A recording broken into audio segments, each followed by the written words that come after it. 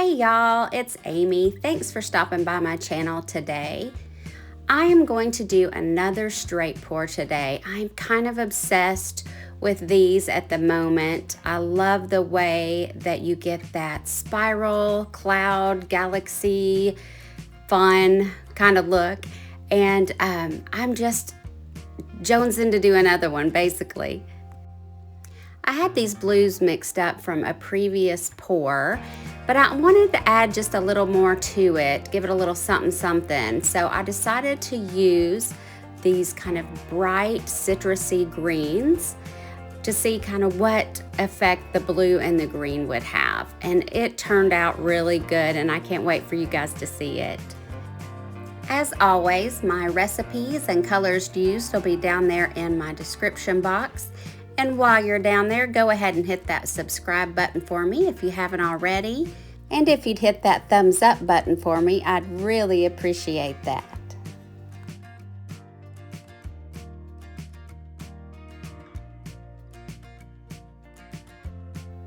So I've got my canvas covered, all my edges are taken care of, and I'm going to start layering my cup. So what I'm doing is taking some of that base paint and putting it in the bottom of my cup. And then I take my colors and I'm starting with my darkest color and I'm pouring from up high into the cup. And the reason I'm doing it from up high is I want it to churn in the bottom. So again, starting with your darkest and going to your lightest from up high.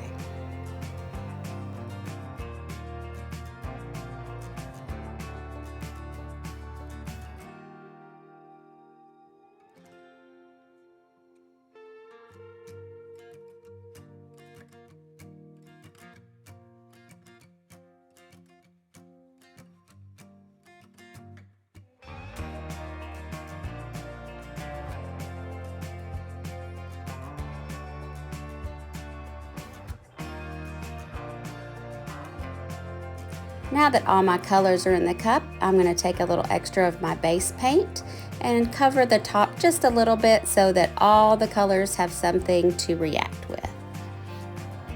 And now I'm going in for that straight pour, taking a deep breath, reminding myself not to hold that breath. And I am pouring in the center at kind of a swift pace, and I will start gently rotating my canvas at the same time. I like doing this to get the spiral look. You do not have to rotate your canvas. That's just what I chose for this painting. I'm going to keep this pour in real time so you can see the speed I'm going. I feel like that helps people know that you're not rushing, but you're not snail paced either.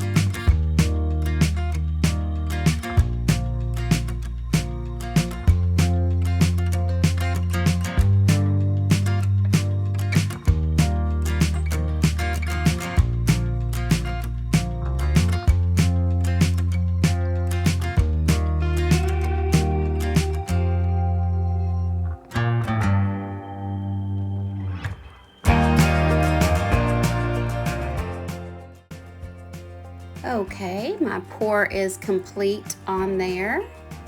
And now what you want to do is literally walk away. So you've got all these paints starting to develop. Any air bubbles are going to start moving to the top. You can torch it to hurry that along a little bit if you want, but this is where patience is key. If I were to start spinning this now, I wouldn't get as many of the boulders coming up, and it would also misshapen some of the ones that are coming up. So just take your time, go refill your coffee, and take that breath that you may have been holding.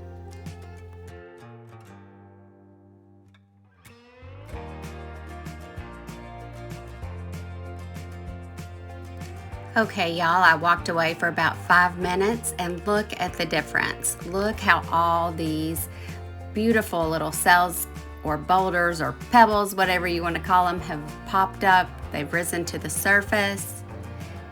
And what a difference just a few minutes can make. Now I'm going to begin my tilting and spinning process. I can tell by the way the spiral has developed that I want to keep this one in the center. So I'm going to hush up for now and let y'all watch, and I'll see you at the end.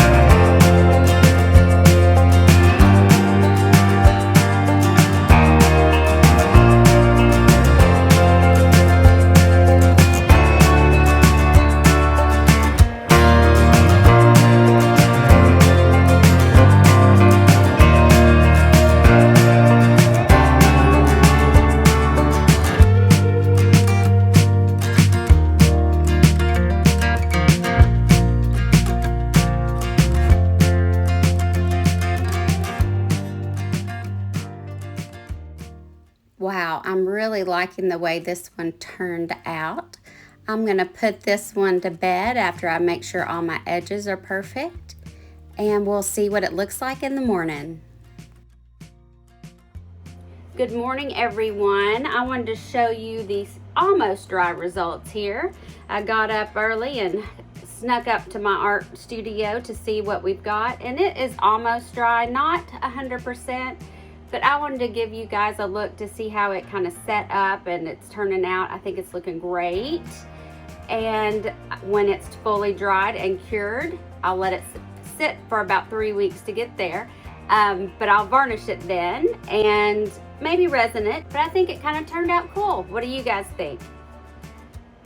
Hope you have a great day, guys. We'll see you next time down on the canvas.